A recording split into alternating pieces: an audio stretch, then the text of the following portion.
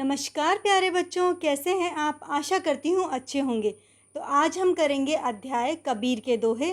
तो शुरू करने से पहले आपसे गुजारिश है, मेरे चैनल को सब्सक्राइब करें, अपने फ्रेंड्स एंड फैमिली के साथ शेयर करें और लास्ट में मेरे लिए कमेंट लिखना ना भूलें। तो चलिए शुरू करते हैं। तो ये है आपका अध्याय कबीर दास के दोहे। कबीर दास जो हैं वो भक्ति काल के निर्गुण भक्ति के कवि माने जाते हैं। निर्गुण भक्ति किसे कहा जाता है? जहाँ पे सगुण परमात्मा मूर्ति या फिर दृश्य रूप में जो भगवान होते हैं उनकी पूजा नहीं की जाती है, जबकि भगवान को एक शक्ति के रूप में माना जाता है और निर्गुण भक्ति की जाती है। तो इसमें है कवि परिचय। संत काव्य धारा के सर्वाधिक प्रतिभाशाली एवं भक्ति कालीन निर्गुण भक्ति के प्रवर्तक कबीर दास का जन्म काशी में सन 1699 में हुआ। तो कबीर दास जी हैं वो भक्ति काल में निर्गुण भक्ति के प्रवर्तक हैं और इनका जन्म काशी में हुआ। नीरू और नीमा नामक जुलाहा दंपत्ति ने इनका पालन पोषण किया। कबीर अनपढ़ थे किंतु वे आत्मज्ञानी थे, यानी कि वो पढ़े लिखे नहीं थे। रामानंद जी की शिक्षाओं से प्रभावित कबीर दास जी को कुछ लोग रामानंद का ही शिष्य मानते हैं। तो इनके गुरु जो हैं वो रामानंद थे। एक दूसरा मत उन्हें सूफी सिद्धांत के प्रतिपादक शेख तकी का शिष्य मानता है। कहूँ कबीर मैं 100 गुरु पाया, जाका नाम विवेक रे।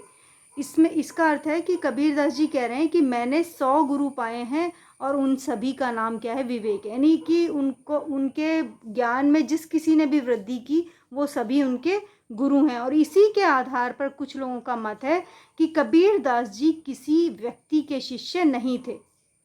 ठीक है। अपने हिंदू मुस्लिम एकता, भौतिक और आध्यात्मिक परिष्कार, शुद्ध प्रेम, सच्चाई, सादगी आदि पर बल देते थे। तो वो किसी भी एक विशेष मत को नहीं मानते थे, हिंदू और मुसलमान दोनों को एक साथ देखना चाहते थे। इसके अलावा उनके अंदर वो सारी अच्छाइयाँ थी और वो अच्छे गुणों के विकास पर ही बल देते थे। उनकी मृत्यु 1518 में मगहर नामक स्थान में हुई। तो ये इनका मृत्यु स्थल है।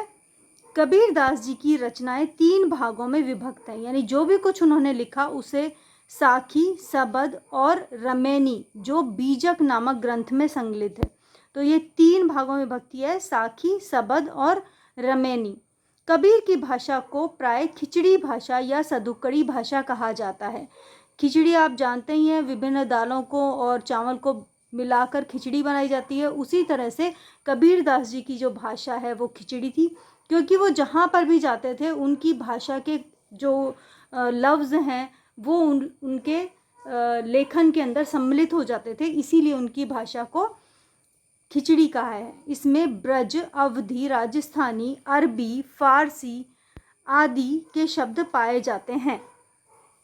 तो ये बताया गया है कि कबीर दास जी की जो भाषा है या लेखन है उसके अंदर ये सभी भाषाएं मिलती हैं। आपके प्रमुख शिष्य धर्मदास जी ने बीजक का संग्रह किया था। ये इनके एक शिष्य हैं धर्मदास, जिन्होंने बीजक को बनाया था। इसके अंदर कबीर के दोहों को संकलित किया था। प्रस्तुत दोहों में कबीर ने गुरु महिमा, शरीर की नश्वरता, परमात्मा की सर्वव्यापकता, भक्ति भावना और एवं नीति परक उपदेश आदि गुणों पर प्रकाश डाला है।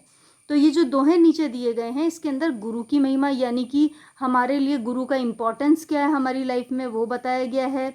हमारा शरीर है वो नश्वर है, क्षणभंगुर है, हमारी मृत्यु निश्चित है, ये बताया गया है। भगवान सर्वव्यापक हैं, वो परम शक्ति जो है वो हर जगह पर व्याप्त है, ये बताया है। इसके अलावा भक्ति भावना और नीति परक, यानी कि कैसे हमें अपना काम करना चाहिए या हमारा व्यवहार कैसा होना चाहिए उसके बारे में उपदेश बताया गया है। तो पहला है,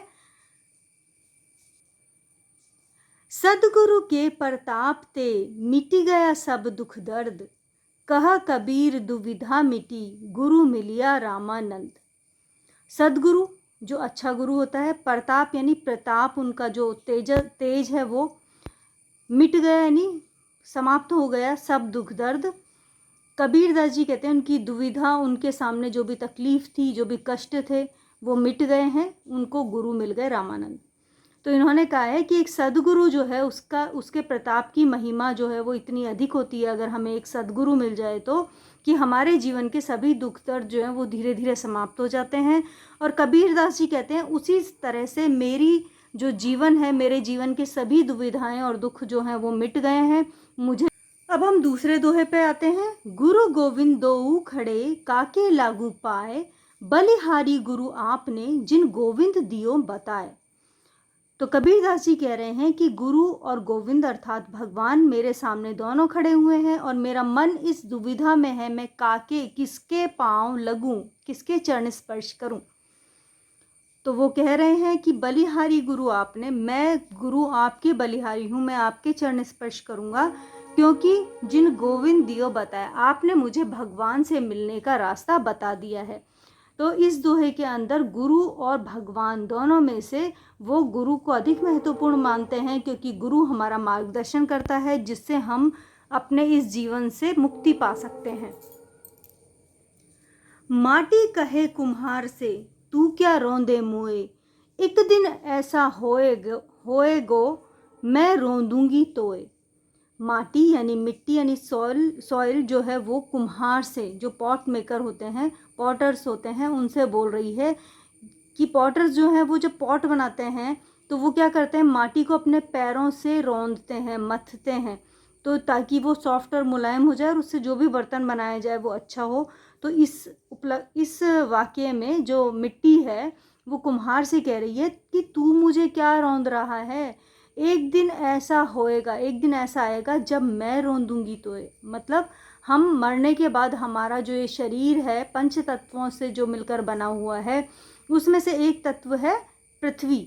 तो हमारा जो शरीर है वो मरने के बाद इन्हीं पंच तत्वों में विलीन हो जाएगा। तो मिट्टी कह रही है कि एक दिन तू मेरे अंदर ही समाएगा, इसीलिए कोई अहंकार मत कर।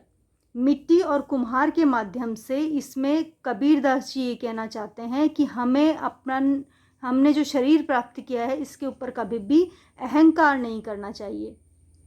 अगला दोहा है, निंदक नियर राखिए आंगन कुटी छबाए, बिन पानी साबुन बिना निर्मल करे सुभाए। इसमें निंदक अर्थात जो आपकी निंदा का अर्थ यहाँ पे आलोचक से है। आलोचक जो आपके किए गए कार्य की सही आलोचना करके आपको बताए कि आप जो कार्य कर रहे हैं वो सही है या गलत, उसे निंदक का है। आप इसको उस संदर्भ में नहीं ले सकते कि जो भी आपकी निंदा कर रहा है वो सब अच्छे हैं, उस संदर्भ में नहीं लेंगे। इस दोहे में ये कहा है कि जो आपके कार्य की सही आलोचना करते हैं, ऐसे लोगों को आपको अपने नियर यानी पास रखना चाहिए। कितने पास रखना चाहिए? जैसे आपके घर का जो आंगन होता है, बाहर का थोड़ा एरिया होता है, वहाँ पर उसकी कुटी बना देनी चाहिए, यानी उससे इतना पास रखना चाहिए। क्यों? क्योंकि जिस तरह से कपड़े को धोने के लिए पानी और साबुन लगता है और उससे फिर कपड़ा जो है वो निर्मल हो जाता है, उसी तरह से निंदक हमारे आत्मा के लिए और हमारे लिए इतना अधिक आवश्यक है कि वो हमारे लिए बिना पानी और साबुन के ही हमारे मन को निर्मल कर देता है। अगला है, कस्तूरी कुंडली बसे मृग ढूंढे बन माही, ऐसे घटी घटी राम है दुनिया देखे नाही। इसमें कबीरदास जी कहते हैं कस्तूरी एक सुगंधित पदार्थ होता है जो कुंडली यानी नाभि में यानी बैली के अंदर होता है, मृग यानी हिरण के, डियर के। तो एक डियर होता है जिसके बैली के अंदर कस्तूरी नामक सुगंधित पदार्थ होता है और उसकी सुगंध इतनी अधिक होती है कि वो जो मृग है, वो हिरण है, वो डियर है, वो भी उसको ढूंढता फिरता है पूरे वन में। और इसी तरह से इसकी तुलना की गई है मनुष्य जाति से, जो हर जगह मंदिर मस्जिद में या तीर्थ आदि के अंदर राम को ढूंढती है। ठीक है, ऐसे घटी घटी राम है और उसी तरह से हर घाट पे हर कण के अंदर राम बसे हुए हैं। दुनिया जो है वो उसे देख नहीं पा रही है, उसे पाने के लिए वो जगह जगह घूम रहे हैं। अगला दोहा है, बहुत दिनन की जोवती बाट तुम्हारी राम, जीव तरसे तुम मिलन को मनि नाही विश्राम। इसमें कबीरदास जी कह रहे हैं कि मैं यानी हमारे शरीर के अंदर जो आत्मा है वो बोल रही है कि मैं बहुत दिनों से तुम्हारी बाट जो रही हूँ, तुम्हारा वेट कर रही हूँ राम तुमसे मिलने का। मेरा जीव यानी मेरी आत्मा जो है वो तुमसे मिलने के लिए तरस रही है और मेरे मन को तुमसे मिले बिना विश्राम नहीं है। अगला है, जहाँ दया तहाँ धर्म है, जहाँ लोभ तहाँ पाप, जहाँ क्रोध तहाँ काल है, जहाँ क्षमा तहाँ आप। इसमें कबीरदास जी कह रहे हैं कि जहाँ पर दया होती है वहीं पर धर्म होता है, जहाँ पर लोभ होता है, लालच होता है, वहाँ पर क्या होता है, पाप होता है। जहाँ पर क्रोध होता है, गुस्सा होता है, वहाँ पर काल होता है यानी मृत्यु होती है। और जहाँ पर क्षमा होती है वहाँ पर आप होते हैं, आप यानी भगवान होते हैं वहाँ पर। तो इसमें यह बताया गया है कि हमारे जीवन के अंदर क्या इम्पोर्टेंट है और क्या इम्पोर्टेंट नहीं है। हमें दया अगर हम करेंगे तो हम धर्म को अपने पास पाएंगे, अगर हम लोभ लालच करेंगे तो वो एक पाप होगा, यानी दूसरे की चाहे वो उसकी तरक्की हो, चाहे वो उसकी कोई वस्तु हो, चाहे उसके पास जो और चीज़ें हैं वो हमें चाहिए हों, तो वो सभी क्या है, लालच कहलाएगा और हम पाप के भागी बन जाएंगे। अगला है, काल करे सो आज कर, आज करे सो अब, पल में परले होएगी, बहुरी करेगो कब। तो इसके अंदर कबीरदास जी ने बताया है कि समय की जो महिमा है उसका बखान किया गया है। उन्होंने समय के इम्पोर्टेंस को बताया है कि काल करे सो आज कर, काल यानी कल यानी टुमारो, आप जो करना चाहते हो वो आपको आज ही कर देना चाहिए, और जो आप आज काम करने की सोच रहे हो उसको इसी क्षण, अब यानी इसी क्षण कर देना चाहिए, इसी सेकंड कर देना चाहिए, स्टार्ट कर दें आप।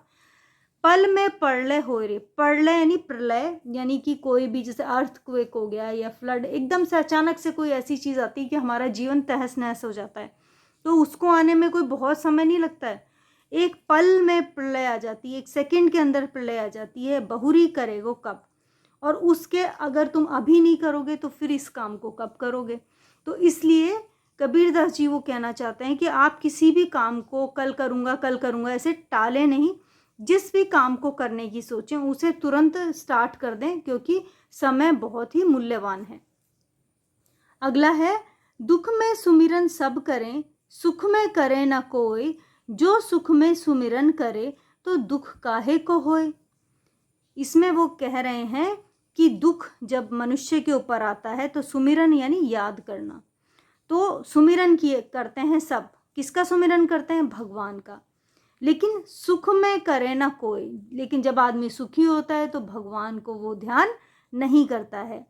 अगर जो सुख में सुमिरन करे, अगर मनुष्य जो है वो सुख में भी भगवान को सुमरता है, याद रखता है, तो उसे दुख कभी नहीं होगा।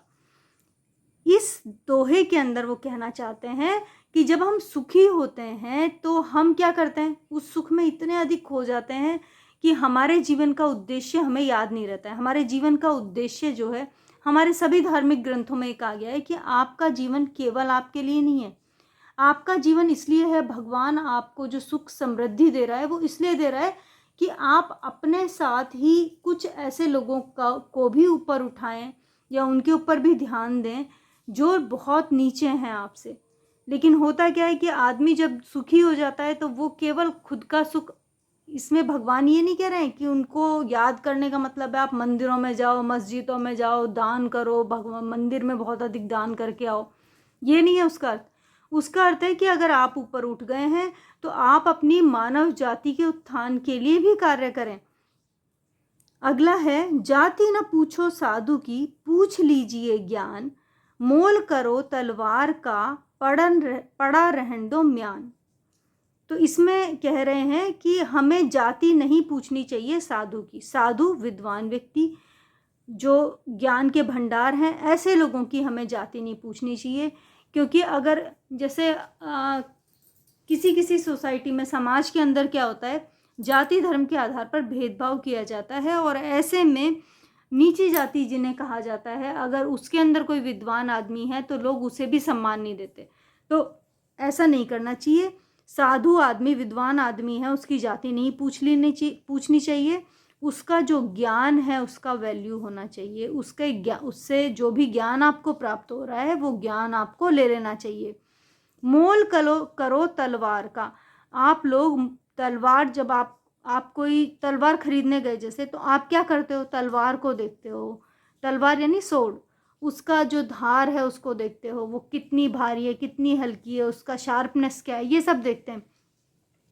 पड़ा रहने दो म्यान, हम उसके म्यान की तरफ ध्यान नहीं देते हैं। आपने देखा होगा पुराने ज़माने में जब तलवारें होती थी, वो तलवारें रखने के लिए तलवार की शेप का ही एक बॉक्स होता था, उसके अंदर तलवार रखी जाती थी, उसे म्यान कहा जाता है। तो हम लोग जिस तरह से जब तलवार खरीदने जाते हैं, तो तलवार को देख के डिसाइड करते हैं कि हमें लेना है या नहीं लेना है, हम म्यान को देखकर डिसाइड नहीं करते हैं। उसी तरह से साधु व्यक्ति के ज्ञान को भी प्राप्त करना चाहिए।